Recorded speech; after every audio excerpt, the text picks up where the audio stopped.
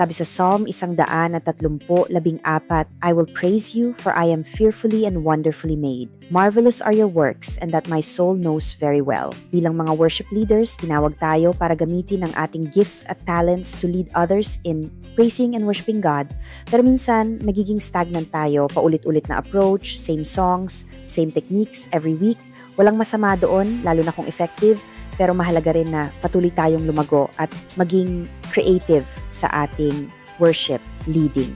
Isa sa pinakamalaking hadlang sa creativity ay fear of failure. Takot tayong mag-try ng bago kasi baka hindi mag-work o baka hindi magustuhan ng tao. Pero kasama talaga sa creative process ang failure. Sa pag-try ng bagong bagay at sa mga pagkakamali tayo natututo at lumalago. Pinaalala ng Bible na tayo ay fearfully and wonderfully made. Psalm 139:14.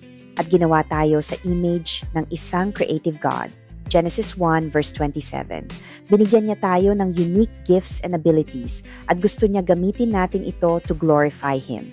So, paano tayo maging creative at ma-overcome ang fear of failure? Isa, mag-pray at humingi ng inspiration at guidance kay God. Siya ang ultimate creator at siya ang nagli-lead sa atin sa worship leading. Dalawa, maging open sa new ideas and perspectives.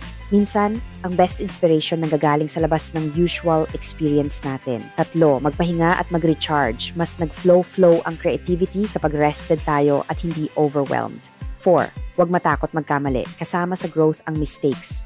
5, i-practice at i-develop ang craft. The more you sharpen your skills, the more confident and creative you become. Tandaan, bilang worship leaders, hindi lang tayo nagli-lead ng songs. Tumutulong tayo gumawa ng atmosphere where people can encounter God deeply.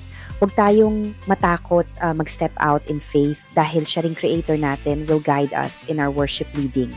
Let's pray. Dear God, thank you for making me unique and creative. Tulungan mo po akong magtiwala sa guidance mo habang nagli-lead ako sa worship. Bigyan mo ako ng courage to try new things at ma-overcome ang fear of failure. Buksan mo ang puso ko sa new ideas and perspectives at tulungan mo akong laging magbigay glory sa'yo sa lahat ng ginagawa ko. Amen.